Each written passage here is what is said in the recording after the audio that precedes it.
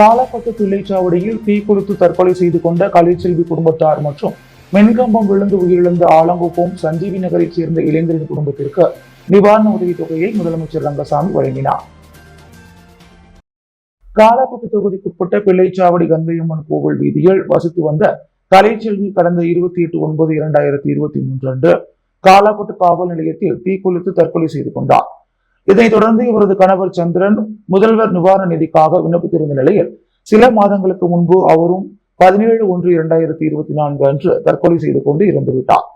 தற்போது சந்திரன் மற்றும் அவரது மனைவி கலைச்செல்வி ஆகிய இருவரும் இல்லாத நிலையில் அவர்களது 2 பிள்ளைகளை சந்திரனின் தாயார் கிருஷ்ணவேணி பராமரித்து வளர்த்து வருவதால் கிருஷ்ணவேணியிடம் கருணை தொகையாக முதலமைச்சர் நிவாரண நிதியிலிருந்து ரூபாய் 20 லட்சத்திற்கான காசோலையை முதலமைச்சர் ரங்கசாமி புதுச்சேரி சட்டப்பேரவையில் தனது அலுவலகத்தில் இன்று வழங்கினார். அதேபோல் காலாப்பட்டு தொகுதிக்குட்பட்ட ஆலங்குப்பம் சஞ்சீவி நகரை சார்ந்த கந்தன் என்பவரது மூத்த மகன் அவினாஷ் வயது 23 மின்கம்பம் விழுந்து கடந்த 16/6/2024 அன்று உயிரிழந்தார். அவரது குடும்பத்திற்கு கருணை தொகையாக முதலமைச்சரின் நிவாரண நிதியிலிருந்து ரூபாய் 10 லட்சத்திற்கான காசோலையை முதலமைச்சர் ரங்கசாமி இன்று வழங்கினார். மேலும் ஆலங்குப்பம் சஞ்சீவி நகரை சார்ந்த ராஜேந்திரன் எதிர்பாராத விபத்தில் இறந்ததை தொடர்ந்து ஆதிதிராவிடர் நலம் மற்றும் பழங்குடியினர் நலத்துறை சார்பாக எதிர்பாராத விபத்தில் இறந்தவர்களுக்கான இழப்பீடு வழங்கும் திட்டத்தின் கீழ் அவரது மனைவி வசந்திக்கு ரூபாய் 10 லட்சம் கருணை தொகை கடந்த 23/8/2024 அன்று வழங்கப்பட்டது. இதனைத் தொடர்ந்து வசந்தி மற்றும் குடும்பத்தினர் முதலமைச்சர் ரங்கசாமியை இன்று சந்தித்து நன்றி தெரிவித்தனர். இந்நிகழ்வின் போது சட்டப்பேரவைத் தலைவர் செல்வம், காலாப்பட்டு தொகுதி சட்டமன்ற உறுப்பினர் கல்யாணசுந்தரம் ஆகியோர் உடனிருந்தனர். புதுச்சேரி அரசிதழில் பதிவு பெறாத குரூப் பி மற்றும் குரூப் சி பணியிடங்களுக்கு வயது தளர்வை நீட்டிக்க வேண்டி வேலையில்லா பட்டதாரிகளின் அமைதி பேரணி நடைபெற்றது. புதுச்சேரியில் அரசு வேலை தேடும் பட்டதாரி இளைஞர்கள் நீண்ட காலமாக அரசு வேலைக்கான போட்டித் தேர்வுகளுக்கு கடுமையான பயிற்சி எடுத்து காத்துக் கொண்டுள்ளனர். இதில் ஆயிரக்கணக்கானோர் வயது தகுதியை கடந்து வெளியேறும் நிலையில் உள்ளனர். இந்நிலையில் பிற யூனியன் பிரதேசங்களிலும் மத்திய அரசு நிறுவனங்களிலும் குரூப் பி மற்றும் குரூப் சி பணியிடங்களுக்கான நேரடி நியமனத்தில் கொரோனா தொற்று காலத்தின் காரணமாக வயது தளர்வு அளித்துள்ளது போல் புதுவையிலும் அறிவிக்கப்பட்ட குரூப் பி மற்றும் குரூப் சி பணியிடங்களுக்கு வயது தளர்வை நீட்டிக்க வேண்டி இன்று 500க்கும் மேற்பட்ட இளைஞர்கள் ஒன்றிணைந்து அமைதி பேரணியாக சென்று கோரிக்கை மனுவை முதலமைச்சர் ரங்கசாமியிடம் கொடுத்தனர். இந்த அமைதி பேரணி சுதேசி மில்லில் தொடங்கி மறைமலை அடிகள் சாலை, அண்ணா சாலை, நேரு வீதி, மிஷன் வீதி வழியாக சென்று முதலமைச்சர் அலுவலகத்தில் முடிவு பெற்றது. புதுச்சேரி பழங்குடியினர் விடுதலை இயக்கம் மற்றும் விடுதலை சிறுத்தைகள் கட்சி சார்பில் மாபெரும் கண்டன ஆர்ப்பாட்டம் நடைபெற்றது. வெளி மாநிலத்திலிருந்து புதுச்சேரிக்கு வருகை தரும் அனைவரின் உயிர் மற்றும் உடைமைகளுக்கு உரிய பாதுகாப்பினை உறுதிப்படுத்திட வேண்டும் என்றும் சிதம்பரம் பழங்குடி வெள்ளிமலையின் படுகொலைக்கு உரிய நீதியும் இழப்பீடும் கிடைத்திட நடவடிக்கை எடுக்க வலியுறுத்தியும் மாபெரும் கண்டன ஆர்ப்பாட்டம் புதுச்சேரி சுதேசி மில் அருகே நடைபெற்றது. மாநில செயலாளர் ஏகாம்பரம் தலைமையில் நடைபெற்ற இந்த ஆர்ப்பாட்டத்தில் விடுதலை சிறுத்தைகள் கட்சியின் பொதுச் செயலாளர் பாவானன், இருளர் பாதுகாப்பு சங்க தலைவர் கல்விமணி, ரமேஷ்நாதன், லோகு ஐயப்பன், வள்ளுவன், புருஷோத்தமன், பிரகாஷ், ராமசாமி, முருகானந்தம், தீனா ஆகியோர் சிறப்பு அழைப்பாளராக கலந்து கொண்டனர். விடுதலை சிறுத்தை கட்சியின் நிர்வாகிகள் மற்றும் தொண்டர்கள் பெருந்திரளாக பங்கேற்றனர். புதுச்சேரியில் அகில இந்திய சமூக நல அமைப்பின் வெள்ளி விழாவில் நடிகரும் இயக்குநருமான பாக்யராஜ் கலந்து கொண்டு வெள்ளி விழா மலரை வெளியிட்டு பல்துறை அறிஞர்களுக்கு விருதுகளை வழங்கி பாராட்டினார். புதுச்சேரி மாநிலத்தில் 1999 ஆண்டு அகில இந்திய சமூக நல அமைப்பு தொடங்கப்பட்டது. இந்த அமைப்பால் பல்வேறு சமூக பணிகள் மேற்கொள்ளப்பட்டு வருகிறது. இந்நிலையில் இந்த அமைப்பின் 25ஆம் ஆண்டு வெள்ளி விழா சித்தன்குடியில் உள்ள தனியார் திருமண மண்டபத்தில் நேற்று இரவு நடைபெற்றது. விழாவில் அமைப்பின் பொருளாளர் ராமதாஸ் வரவேற்றார். தலைவர் செல்வராஜ் தலைமை தாங்கினார். இதில் சிறப்பு விருந்தினராக அகில இந்திய சமூக நல அமைப்பின் நிறுவனரும் திரைப்பட நடிகருமான பாக்யராஜ் கலந்து கொண்டு வெள்ளி விழா மலரை வெளியிட்டார். தொடர்ந்து தமிழகம் மற்றும் புதுச்சேரியைச் சேர்ந்த பல்துறை அறிஞர்களை கண்டறிந்து 18 பேருக்கு சிறப்பு விருதுகளும் வாழ்த்து மடல்களும் 8 நபர்களுக்கு வாழ்நாள் சாதனையாளர் விருதுகளும் வழங்கப்பட்டது. இந்நிகழ்ச்சியில் அமைப்பின் புரவலரும் நடிகரும் இயக்குநருமான பாண்டியராஜன், இலங்கை வானொலி புகழ் BS ஷாவுல் ஹமீத் ஆகியோர் பங்கேற்றனர். இதற்கான ஏற்பாடுகளை அமைப்பின் பொதுச் செயலாளர் கணேசன் மற்றும் பொறுப்பாளர்கள் சிறப்பாக செய்திருந்தனர். பல்வேறு கோரிக்கைகளை நிறைவேற்ற வேண்டி புதுச்சேரி அங்கன்வாடி ஊழியர்கள் சங்கத்தின் சார்பில் புதுச்சேரி அரசுக்கு கோரிக்கை விடுக்கப்பட்டுள்ளது. புதுச்சேரி சம்மேளன கௌரவ தலைவர் பிரேமதாசன், தலைவர் ரவிச்சந்திரன், அங்கன்வாடி ஊழியர் சங்கத்தின் தலைவர் ராஜலட்சுமி, செயலாளர் தமிழரசி, பொருளாளர் செல்வராணி, அமைப்பு செயலாளர் சந்தியா, லலிதா, செய்தி தொடர்பாளர் கலிமாமணி, டாக்டர் நமச்சிவாயம் ஆகியோர் கூட்டாக அளித்த பேட்டியில் கூறுகையில், முக்கிய கோரிக்கைகளான மாத இறுதி நாளில் ஊதியம் வழங்க வேண்டும், 7வது ஊதிய குழுவின் பரிந்துரைகளை அமல்படுத்த வேண்டும், நிலுவையில் உள்ள போனஸ் மற்றும் பஞ்சப்படி போன்றவற்றை காலத்தோடு வழங்க வேண்டும், 3 ஆண்டுகள் பணி முடித்து ஒப்பந்த அடிப்படையில் பணிபுரிந்து வரும் அங்கன்வாடி ஊழியர் மற்றும் உதவியாளர்களை பணி நிரந்தரம் செய்வது உள்ளிட்ட கோரிக்கைகளை புதுச்சேரி அரசு விரைவில் நிறைவேற்றி தர வேண்டும் என வலியுறுத்தியுள்ளனர். சின்னாத்த அரசு பெண்கள் மேல்நிலைப் பள்ளியில் 11ஆம் வகுப்பு மாணவிகளுக்கு அரசின் இலவச மடிக்கணினியை சட்டமன்ற உறுப்பினர் பிரகாஷ்குமார் வழங்கினார். புதுச்சேரி முத்தியால்பேட்டை ஸ்ரீ சின்னாத்தா அரசு பெண்கள் மேல்நிலைப் பள்ளியில் அரசின் இலவச மடிக்கணினி வழங்கும் நிகழ்ச்சி நடைபெற்றது.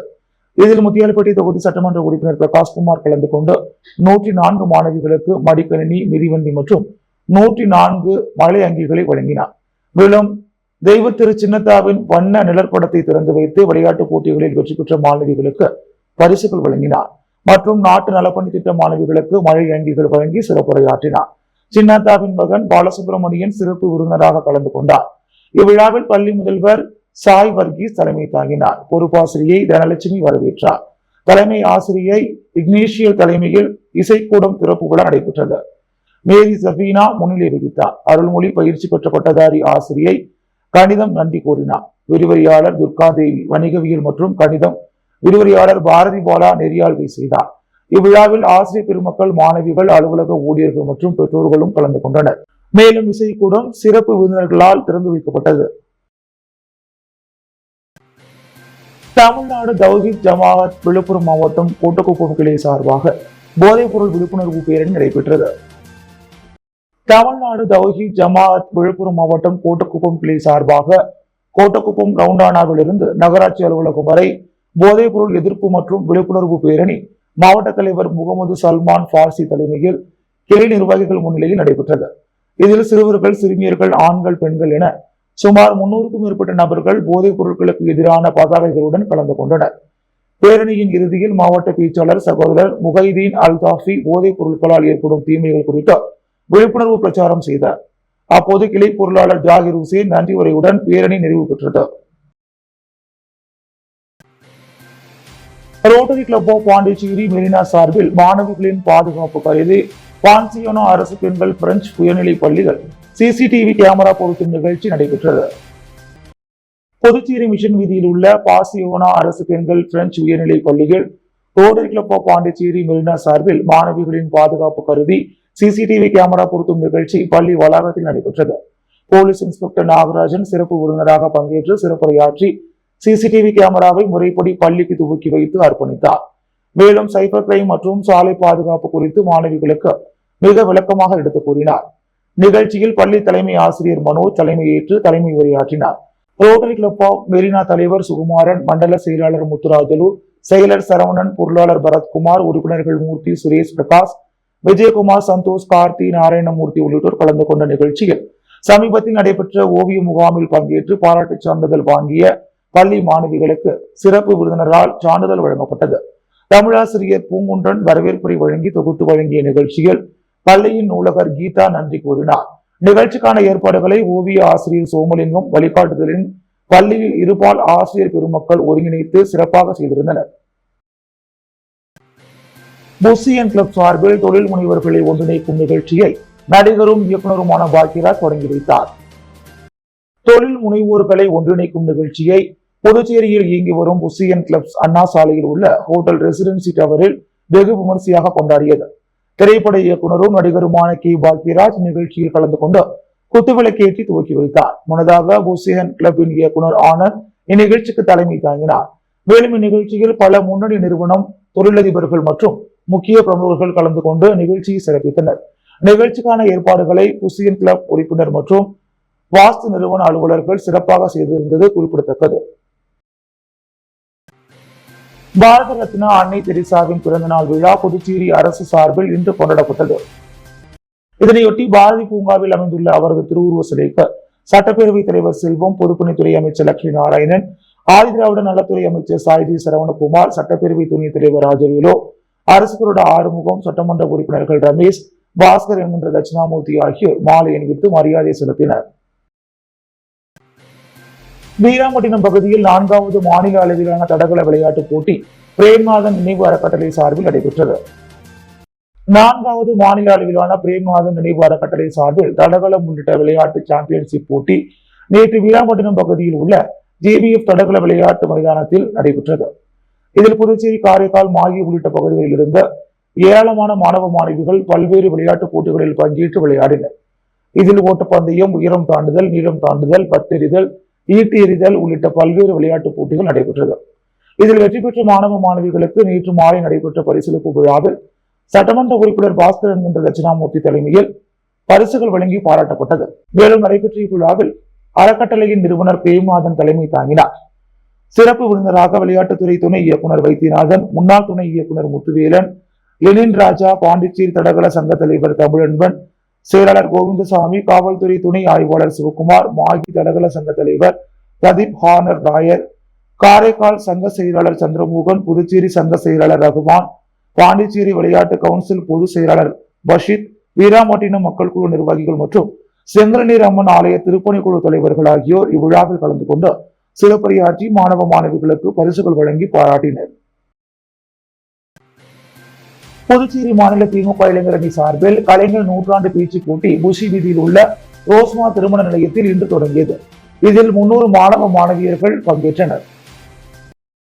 முத்தமிழ் அறிஞர் கலைஞர் நூற்றாண்டை முன்னிட்டு 100 இளம் பேச்சாளர்களை தேர்வு செய்யும் பொருட்டு திமுக தலைவர், தமிழ்நாடு முதல்வர் மு.க.ஸ்டாலின் அறிவுறுத்தலின் பேரில் திமுக இளைஞரணி செயலாளர், தமிழ்நாடு இளைஞர் நலன் மற்றும் விளையாட்டு மேம்பாட்டுத்துறை அமைச்சர் உதயநிதி ஸ்டாலின் தலைமையில் தமிழகம் மற்றும் புதுச்சேரியில் மாவட்டந்தோறும் கல்லூரி மாணவர்களுக்கு பேச்சு போட்டிகள் நடத்தப்பட்டு வருகின்றன.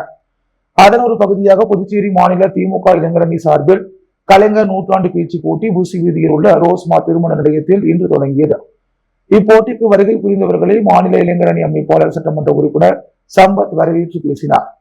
மாநில கழக அமைப்பாளரும் சட்டமன்ற எதிர்க்கட்சி தலைவருமான சிவா நிகழ்ச்சிக்கு தலைமை தாங்கி போட்டியை துவக்கி வைத்து வாழ்த்துரை வழங்கினார்.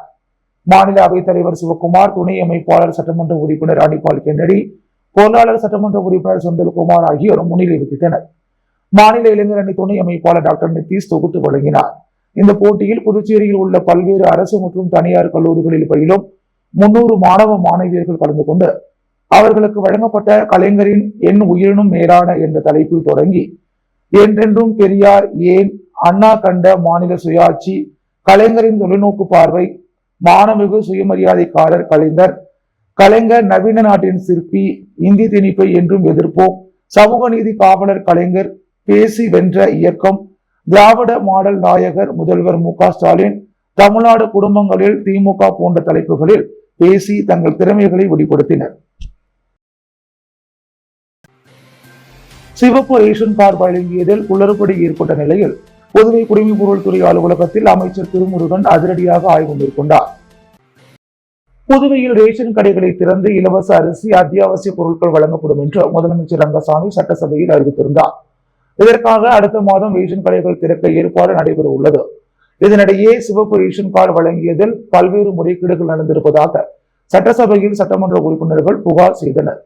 இதையடுத்து குடிமைப் பொருள் வழங்கல் துறைக்கு புதிதாக பொறுப்பேற்ற அமைச்சர் திருமுருகன் இன்று ஆய்வு மேற்கொண்டார். தட்டாஞ்சாவடியில் உள்ள குடிமைப் பொருள் வழங்கல் துறை அலுவலகத்தில் அதிகாரிகளை அவர் சந்தித்தார். இயக்குநர் சத்தியமூர்த்தி மற்றும் அதிகாரிகள் கூட்டத்தில் பங்கேற்றனர். ரேஷன் கடைகள் விவரம், இயங்கும் நிலையில் உள்ள கடைகள் குறித்து அமைச்சர் கேட்டறிந்தார். ஒட்டுமொத்தமாக எவ்வளவு ரேஷன் கார்டுகள் உள்ளது, அதில் சிவப்பு ரேஷன் கார்டுகள் எத்தனை என அமைச்சர் விளக்கம் கேட்டார். அபிஷேகப்பாக்கம் அரசு தொடக்கப்பள்ளி வளாகத்தில் புதிய பல்நோக்கு மேடையை சபாநாயகர் ஏம்பலம் செல்வம் திறந்து வைத்தார். மணவெளி சட்டமன்ற தொகுதிக்குட்பட்ட அபிஷேகப்பாக்கம் கிராமத்தில் உள்ள அரசு தொடக்கப்பள்ளி வளாகத்தில் ரூபாய் 5 லட்சம் மதிப்பில் மாணவர்களின் பயன்பாட்டிற்காக பல்நோக்கு மேடை அமைக்கப்பட்டு அதன் திறப்பு விழா இன்று காலை நடைபெற்றது. இதில் தொகுதியின் சட்டமன்ற உறுப்பினரும் சட்டப்பேரவை தலைவருமான ஏம்பலம் செல்வம் சிறப்பு விருந்தினராக கலந்து கொண்டு இந்த பல்நோக்கு மேடையை திறந்து வைத்து பள்ளியின் உபயோகத்திற்கு அர்ப்பணித்தார். இந்நிகழ்ச்சியில் பள்ளித்துறை ஆய்வாளர் லிங்குசாமி, தலைமை ஆசிரியர் பழனி, ஆசிரியர் பெருமக்கள் மற்றும் அப்பகுதி முக்கிய பிரமுகர்கள் கிருஷ்ணமூர்த்தி, ரெட்டியார், கூட்டுறவு சங்க முன்னாள் இயக்குநர் சக்திவேல், மாறன், தட்சிணாமூர்த்தி, உமா உள்ளிட்டவர்கள் கலந்து கொண்டனர். நடிகர் விஜயகாந்தின் 62வது பிறந்த நாளை முன்னிட்டு வீராம்பட்டினம் பகுதியில் அன்னதானம் வழங்கப்பட்டது. நடிகரும் தமிழகத்தின் முன்னாள் எதிர்க்கட்சித் தலைவருமான விஜயகாந்த் 62வது பிறந்த நாள் விழாவை முன்னிட்டு ரசிகர்கள் சார்பில் பல்வேறு இடங்களில் சிறப்பாக கொண்டாடப்பட்டு வருகிறது. அதில் ஒரு பகுதியாக அரியமுகம் கொம்யூன் வீராம்பட்டினம் பகுதியைச் சேர்ந்த ரசிகர்கள் சார்பில் சிறப்பாக கொண்டாடப்பட்டது. இதில் வீராம்பட்டினம் வடகரை பகுதியில் அலங்கரித்து வைக்கப்பட்டிருந்த அவரது திருவுருவப் படத்திற்கு மாலை அணிவித்து மலர் தூவி அஞ்சலி செலுத்தப்பட்டு இனிப்புகள் வழங்கி கொண்டாடப்பட்டது. தொடர்ந்து ஏழை எளிய மக்களுக்கு அன்னதானமும் வழங்கப்பட்டது.